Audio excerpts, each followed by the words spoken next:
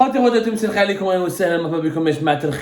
que vous allez bien, j'espère que vous vous portez bien, j'espère que tout se passe bien chez vous, votre santé, votre morale et tout, etc. etc. On va introduire direct le sujet, mais j'ai pas envie de m'attarder sur l'introduction parce que rani hayer. Rani hayer ya nas, et encore une fois l'actualité nous donne raison. شوفوا الكذب, l'hypocrisie de certains dirigeants algériens, pour ne pas dire de la majorité des dirigeants algériens.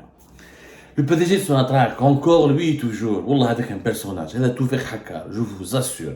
Nahar ki tih, croyez-moi, ce sera un scandale de corruption à Sonatrach 1 et 2 seront de la chantilly face aux scandales qui vont éclater après sa chute.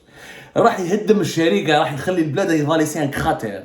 هذا توفيق حكا c'est comme un astéroïde. Quand il va foncer sur une planète, il va tout la détruire. هذا, il va laisser derrière lui que la désolation et que des scandales à répétition. Toufiq Hakka est en Chine, il est parti en Chine. Le PDG Sonatrach est parti en Chine avec une délégation. Il est en Chine, il a été en Chine du 15 au 18 mai. Il est parti en Chine. Officiellement, le premier motif de cette visite est que la direction générale de Sonatrach cherche des financements pour le grand projet, le méga projet phosphatier de Tbessa, l'exploitation des mines de phosphate de Bled El Hadba et Djbel El Onf, le wilaya de Tbessa, l'extrême est de l'Algérie, un projet considéré, classé parmi les plus importants projets industriels sur le continent africain et qui traîne depuis 2018. Sonatrach part en Chine pour chercher des financements et pour rencontrer des banques ou des opérateurs chinois, etc., afin d'essayer de comprendre, afin de trouver des financements nécessaires à ce méga projet qui nécessite 7 milliards de dollars d'investissement. Nous sommes le 21 mai 2023. Comment se fait-il que la Sonatrach va chercher des financements en Chine alors qu'elle a signé pour l'exploitation de ce projet en mars et en mai 2022 un accord avec deux sociétés chinoises importantes, les Huma importantes, soi-disant importantes, elles ont été présentées comme importantes, mais heureusement que les écrits restent.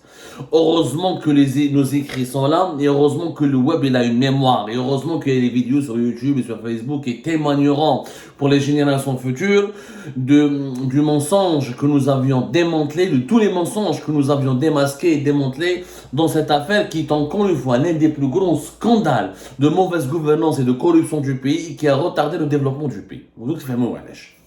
Alors, nous sommes en mai 2023. Sonatrach, le PDG, il ira en Chine pour chercher des financements pour le projet du phosphate, de l'exploitation des mines de phosphate à Tbessa et de Soqaras. Donc, quand on dit que je vais chercher des financements, ça veut dire que j'ai pas, jusqu'à maintenant, jusqu'à 2023, je n'ai pas de financement. C'est-à-dire que l'Algérie ne sait pas comment on va pouvoir mobiliser les 7 milliards de dollars nécessaires. Mais, l'Algérie, le 22 mars 2022, elle a signé un partenariat, elle a créé pour gérer ce projet, elle a signé un partenariat exclusif avec deux sociétés chinoises, les sociétés Wuhan et Tian'an, qui a été signé le 22 mars 2022 par le groupe Asmidal, qui est une filiale de Sonatrach, et un autre groupe étatique, le groupe minier Al Jazeera, Managem Al Jazeera, le groupe Manal. 56% c'était pour l'Algérie, 44% pour la partie chinoise, et les deux sociétés chinoises avec le groupe Asmidal de Sonatrach et le groupe Manal, le groupe étatique, ont créé une nouvelle société qui s'appelle l'Algerian Chinese Fertilizer Company, ACFC, qui est détenue 56% par les Algériens, 44% par les Chinois. Et ça, c'était la société qui a été créée pour les 22 mars 2022, et la Sonatrach avait fait toute une cérémonie en grande pompe, une belle cérémonie, et on nous avait dit que ce sont les deux sociétés chinoises qui vont exploiter ce projet. Ça, c'était le 22 mars 2022. Hadou les sociétés, une année passée, Sonatrach cherche des financements. Alors pourquoi vous avez signé le 22 mars avec deux sociétés chinoises que vous avez présenté comme étant des sociétés importantes, comme étant des sociétés qui ont une grande expérience, etc. Alors qu'au final, Algérie avait dit, durant toute l'année 2022, que l'Algérie, que Sonatrach, qu'il y a une grande opération de corruption. Nous avions écarté un important groupe chinois public et esthétique et on a donné l'exploitation de ces mines de phosphate, qui est un projet en or, un grand trésor dormant du pays, à deux sociétés chinoises qui n'ont pas d'argent. Qu'on a vu 2023, يا جماعة قراو كنا في 2022 الحمد لله les écrits restent. Le 22 mars 2022, le régime algérien l'a fait. L'exploitation des gisements du phosphate du pays cédée à deux sociétés chinoises de petite taille et liées à des intérêts occultes. Et le jour même de la signature de ce contrat avec ces deux sociétés chinoises, qui s'appellent Wuhuan et Tiananmen, on a dit que ces deux sociétés sont petites, qu'elles n'ont ni l'expertise, ni les capacités financières pour mobiliser 7 milliards de dollars, ni les parcours industriels, ni l'expertise scientifique ou la technologique pour mener un méga projet comme celui-là qui devait permettre à l'Algérie d'exporter par an jusqu'à 3 milliards de dollars de phosphate. Le phosphate est une matière stratégique parce qu'avec du phosphate, on fabrique une bonne partie des engrais et des fertilisants. Les engrais et les fertilisants, c'est un élément fondamental pour le développement de la production agricole. Et d'ici 2050, avec la croissance démographique mondiale, le grand enjeu sera comment produire toujours de la nourriture pour nourrir plus de 10 milliards d'êtres humains, voire plus, d'ici 2050. Donc, le projet ADA, il a un intérêt stratégique. Parce que celui qui domine ou qui produira la matière première pour les engrais et les fertilisants, c'est celui qui va détenir une énorme influence sur le futur de la production agricole mondiale et donc le futur de l'alimentation de l'humanité. C'est un projet important. في مارس 2022 قلناها ويا ناس الحمد لله اللي ذكري راست وروحوا قراو في الجيري بارت وكنا نقولوا لكم باللي ce projet va être saboté et ce sera un énorme scandale. قراو tous les articles يا جماعة que nous avons écrits على البروجي هذا que nous avons tout expliqué toute l'année 2022 voire même 2021 واش من l'année 2022 depuis 2021. Depuis 2021 وحنا نعيطوا ونقولوا est-ce qu'on a dit toute la vérité à Tebboune. Le dernier article c'était le 10 avril 2022, méga projet d'exploitation du phosphate de l'Est algérien. A-t-on dit toute la vérité à Tebboune? On a expliqué qu'il y a eu de grandes manipulations. Qu'est-ce que sont ces manipulations? Donc aujourd'hui, nous avons la preuve. Et Sonatrach reconnaît, elle a reconnu elle-même dans un communiqué officiel diffusé par l'ensemble des médias algériens qu'elle est partie, que son patron Tawfiq Haqqar est parti du 15 jusqu'au 18 mai 2023 en Chine pour chercher des financements pour le projet de phosphate de Tbessa. Ce qui signifie que le 22 mars 2022, lorsque la Sonatrach Gasmidal et le ministère de l'énergie avaient sélectionné ces deux petites sociétés qui sont Wuhuan et Tiananmen pour diriger ce projet, ces deux sociétés n'avaient jamais promis ou là n'avaient pas les financements nécessaires. Donc nous avons l'Algérie à confier l'exploitation de ses plus importants gisements de phosphate à des Chinois qui n'ont pas d'argent. Alors, il fallait dès le départ créer le projet où là tu sélectionnes quelqu'un qui a déjà l'argent. Parce que qu'est-ce que tu as négocié avec ces deux sociétés alors? Pourquoi leur avoir donné le projet? وحنا قلنا لكم في هذا l'article le 10 avril 2022. Qu'est-ce qui est l'arnaque? Ce projet, il devait être réalisé depuis 2019 par un autre groupe chinois. Ce groupe, il s'appelle le groupe CITIC. Le groupe CITIC qui a signé un accord le 26 novembre 2018 avec Sonatrach, quand Sonatrach était dirigé par Abdelmamoun Moutqaddour. Le groupe CITIC, il a signé pour créer une société pour gérer ce projet dans le cadre d'un partenariat 51-49. 51% pour l'Algérie, 49% pour le groupe CITIC. Le groupe CITIC, il s'est engagé à apporter 80% des financements de ce projet. C'était à l'époque 6 milliards de dollars. Toutes les études, les expertises, la faisabilité du projet, tout a été étudié de 2017 à 2018 et tout a été conclu par Sonatrach à l'époque le groupe CITIC. Le groupe CITIC, c'est le plus grand conglomérat en Chine. C'est un groupe de 44 filiales et c'est un groupe étatique. Ses capitaux, sa capitalisation, ses actifs financiers, ils pèsent leur valeur plus de 1000 milliards de dollars. CITIC, il a une banque, عنده داخل في les télécoms, داخل في la logistique, داخل في BTP, داخل dans tous les domaines du monde, l'industrie manufacturière, l'immobilier, les banques. C'est de la China CITIC Bank, de la CITIC Pacific, CITIC Resources. Il est présent dans tous les domaines. CITIC Security, 44 filiales. Et chacune de ces filiales a d'autres filiales. C'est un groupe qui existe depuis 1979. Et c'est le fer de lance du développement industriel de la Chine. وهذا le groupe باش تعرفوا مليح il appartient directement à l'État parce qu'il est géré par le Conseil des affaires de l'État chinois. Le Conseil des affaires de l'État chinois est l'autorité administrative principale de la République de Chine, populaire de Chine, qui gère les participations financières de l'État chinois dans les entreprises économiques. Il est géré par le Conseil des affaires d'État. Ce sont les hauts responsables de l'État chinois.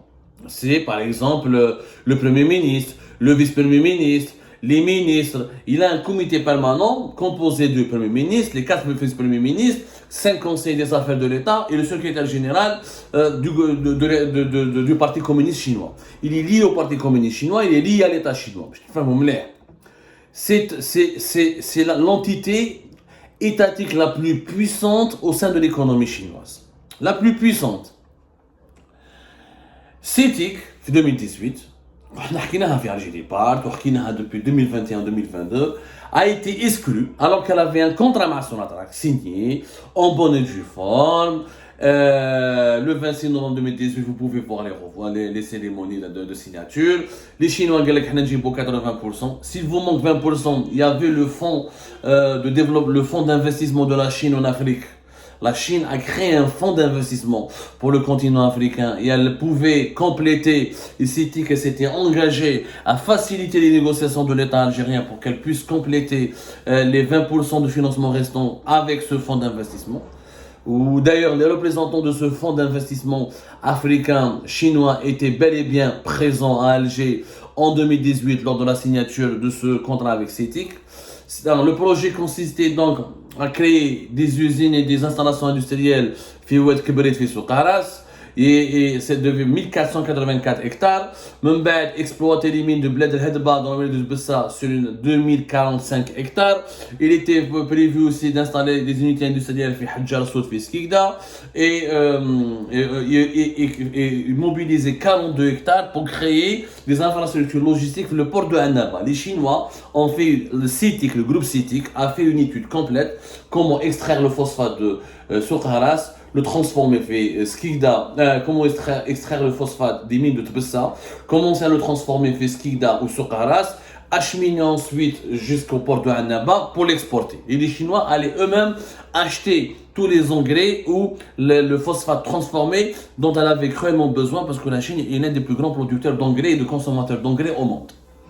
Tout était ficelé. Il fallait juste laisser le groupe chinois. C'était Kirtem.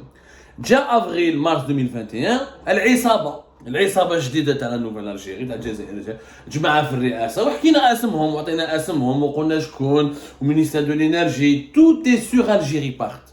روحوا قراو Algérie part tous les articles que nous avions donnés consacrés à cette affaire, ce méga scandale entourant l'exploitation des gisements de phosphate à Tbessa. On a donné les noms des personnes qui sont impliquées, M. Nalgaz, la présidence du ministère de l'énergie. Ils ont écarté donc esthétique وعلاش راحوا شافوا تبون منهم توفيق حكار ومحمد أركاب مع جماعة تاع لي زون دافير اي دي ممبر دو لونتوراج فاميليال دو تبون ils ont باغاتين عبد المجيد تبون وقالوا لي ودي سيتيك جابهم كونينف le plus grand groupe chinois il investit dans le monde il a besoin de Reda Kouninef قالوا لي ودي سي كونينف اللي جابهم وهذا البروجي تاع سيتيك دخلنا il est lié à العصابة والعصابة تاع وقت بوتفليقة il faut changer le projet il faut le refaire à zéro. Ils ont تبون قال لهم اوكي بدلوا حاول ramenez moi de nouvelles sociétés chinoises غلقوا عليه كذبوا عليه. Comme lui il ne vérifie pas, il fait aveuglément confiance à son entourage, il ne fait pas de contre-expertise et de contre-enquête, ils lui ont exclu CETIC ou Djabou, 2 petites sociétés chinoises qui n'ont pas d'argent. Toi tu exclus le groupe qui a une banque qui t'a déjà proposé de ramener 80% des 6 milliards de dollars. Ou تروح تجيب 2 sociétés chinoises qui ما عندهم والو, qui peuvent même pas te ramener 1 milliard de dollars. Allez d'alors, c'est du sabotage. Ou alors ils ont exclu CETIC ou ils ont choisi 2 sociétés inconnues. Parce que CETIC ne peut pas donner de la corruption. CETIC, elle est dominée directement par le fameux Conseil des affaires de l'État dans la République populaire de Chine. Elle est étatique, c'est une entreprise étatique. Elle est sous la responsabilité des dirigeants politiques et sécuritaires chinois. Donc, Chipa, la corruption, les pots de vin, elle ne peut pas les donner. Alors, il y a 2 sociétés chinoises inconnues. Parce que les sociétés chinoises, ils ont. Comme ils n'ont pas de financement, C'est Sonatrach qui part en Chine chercher des financements pour la réalisation d'un projet confié déjà à des entreprises chinoises. C'est du jamais vu. Normalement, quand ils investissent à l'étranger, prennent un projet dans ton pays, ou ils ramènent avec eux leurs propres investissements, ou ils disent je fais que la réalisation d'ouvrage, c'est toi qui investis, moi je réalise le projet, toi tu le gères. Mais toi tu leur as confié le projet, c'est des associés, de 44%. En contrepartie de quoi? J'ai les deux sociétés chinoises avec lesquelles tu as signé le 22 mars 2022. Ils n'ont rien ramené. Ils n'ont absolument rien ramené. Ça, ce qui prouve que nous avions eu encore raison. Ce qui prouve, nous sommes en train d'assister à un sabotage caractérisé de ce méga projet de phosphate qui aurait pu démarrer depuis 2019 avec CETIC. On serait déjà en train là de commencer à exploiter le phosphate et l'exporter et qui aurait pu déjà commencer à nous ramener des milliards de dollars d'exportation diversifiée hors hydrocarbures. Et au lieu de cela, sabotage et corruption avérée, chipa direct, mais les deux sociétés que vous avez ramenées, mais donc, pour rattraper le coup et rectifier le tir, il va aller en Chine négocier des financements. Naturellement, négocier des financements avec des partenaires qui seront prêts à mettre sur la table des pots de vin et des enveloppes. Voilà comment un projet industriel énorme que l'Algérie devait réaliser avec le plus important conglomérat économique chinois a été détruit, saboté, cassé, bousillé par une mafia qui voulait juste chercher de nouveaux associés, d'autres associés chinois qui sont capables, qui peuvent leur donner plus facilement des enveloppes. Parce que le développement de l'Algérie ne les intéresse pas. Le développement industriel, la prospérité de l'Algérie ne les intéresse pas. Cette mafia qui est actuellement au pouvoir, et notamment Tawfiq Haqqari et l'actuel ministre de l'énergie Mohamed Arkab, leur seul objectif est de s'enrichir eux-mêmes illicitement et de trouver le moyen d'avoir des machines à laver qui lavent les enveloppes, les commissions, les rétrocommissions que les sociétés étrangères pourront leur remettre. Vous allez voir que ce projet d'Al-Phosphate de Bessa ne va jamais démarrer. Comme ils l'ont inauguré en 2022, fait 2-3 appels, etc. Rien de concret n'a été lancé. Rien de concret n'a été encore lancé. Et vous allez voir que, Wallah, on te 2027 ou la 2028. Ce projet d'Al-Phosphate de Bessa ne va jamais être lancé. Rendez-vous pris à Jma'a dans 2-3 ans, voire même 4 ans. Et vous allez voir qu'encore une fois, nous avons eu raison. Parce que nous, on s'appuie sur des faits vérifiés, fiables. Et on fait de l'investigation.